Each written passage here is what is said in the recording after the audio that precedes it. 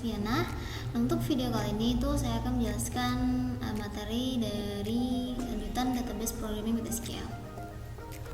Nah, baik, materi yang pertama itu mengenai constraint, normal, dan unique constraint. Nah, untuk constraint sendiri itu adalah batasan atau aturan yang ada pada sebuah tabel. Nah, untuk constraint sendiri itu untuk mencegah penghapusan tabel jika pada dua tabel itu memiliki definisi atau keterkaitan yang sama. Nah, baik, langsung saja ke contohnya. Nah, baik, jadi di sini tuh saya sudah membuat tabel clients, yang mana di sini ada constraint-nya atau batasan dari clients, antara clients dan client nomor 6 PK sebagai primary key-nya.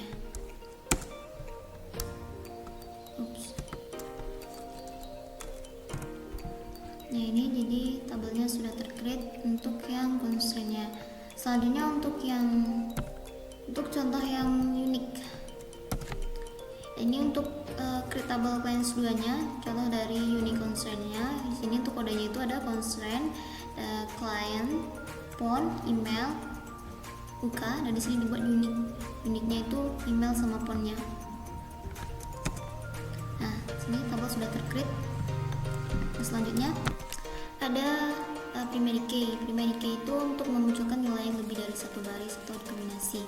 Nah, yang mana pada tabel itu contohnya seperti yang di atas ini. Nah, ini kan sudah ada primary key-nya ya. Nah, jadi saya akan buat lagi contohnya clients 3. Nah, ini saya membuat tabel clients 3, yang mana untuk clients 3 underscore client underscore 6 PK-nya itu 6 PK-nya itu sebagai primary key-nya. Sini ada typo. Nah, baik, ini tabelnya sudah tercreate untuk yang primary key. Nah, selanjutnya untuk yang foreign key ada untuk materi foreign key, yang mana untuk foreign key sini tuh untuk desain sebuah kolom atau mengkombinasi dari kolom seperti yang seperti sebuah foreign key, yang mana di sini untuk foreign key itu menggunakan relationship between tables. Nah, baik, langsung contohnya. Nah, di sini tuh saya akan membuat tabel copy employees.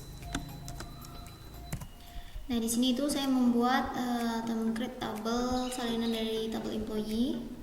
Yang mana untuk foreign key constraint di sini itu ada kombinasi dua constraint. Untuk constraint copy emp PK sebagai primary key-nya, lalu ada last name, department ID, number, email, lalu ada constraint lagi CUMP DPT ID FK foreign key-nya sebagai untuk foreign key-nya department ID, lalu ada referensi department ID.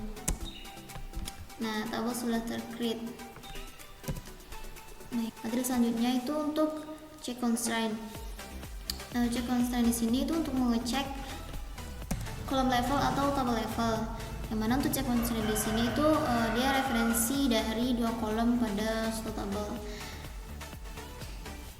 Nah, jadi untuk constraint pengecekan atau check constraint di sini itu nanti dia akan memasukkan value untuk start date dan end date-nya. Nah, jadi untuk contoh dari check constraint di sini tuh saya membuat create table salinan dari job history.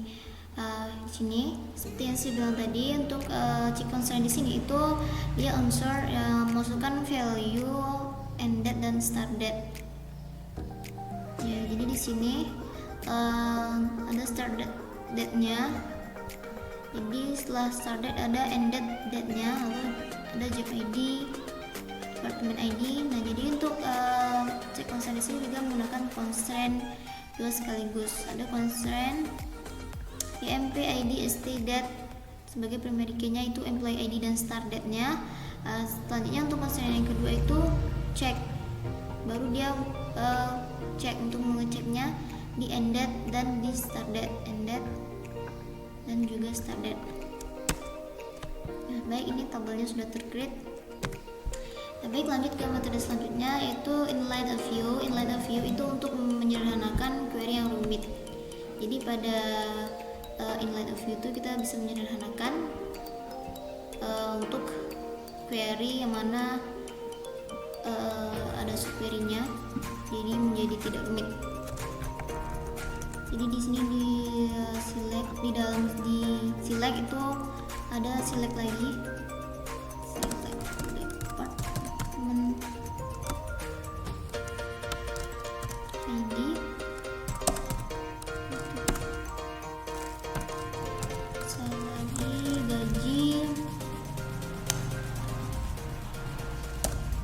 lalu maksa lagi from employees, group by,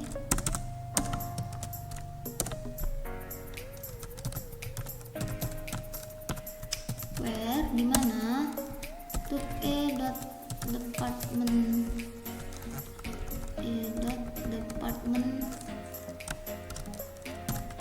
ID-nya itu sama dengan department ID, dan salary-nya sama dengan maksal.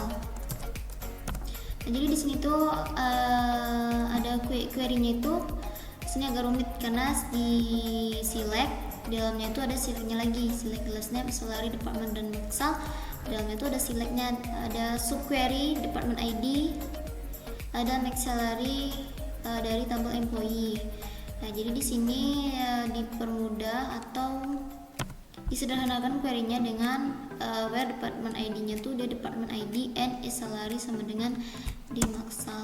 Jadi ini untuk tampilan tabelnya ada last name, salary, department ID, maksal. Nah, baik, lanjut ke materi selanjutnya, yaitu top dan analisis, top and analysis.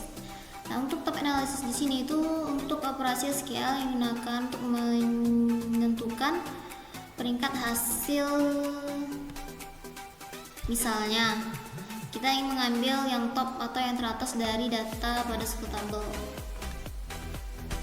Baik, langsung ke tabelnya. Select. Jadi di sini itu saya ingin menampilkan untuk melihat data raw umum alias longest employee, last name, lalu ada header-nya. Jadi saya ingin melihat ininya nih dari last name, header, tabel employee, order by header. Dimana untuk yang data raw umumnya itu kecil sama dengan 5, atau saya melihat data 5 yang teratas.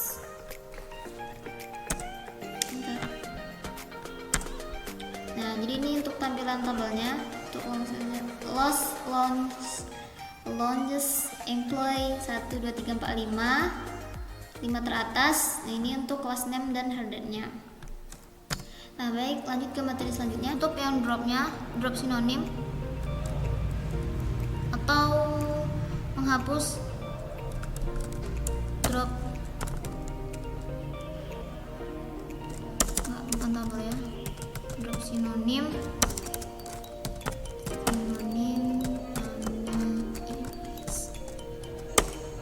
sinonim terdrop. Ini untuk materi yang terakhir. Nah, baiklah, sekian share materi untuk programming with SQL pada video kali ini. Kurang lebihnya saya mohon maaf. Terima kasih. Assalamualaikum warahmatullahi wabarakatuh.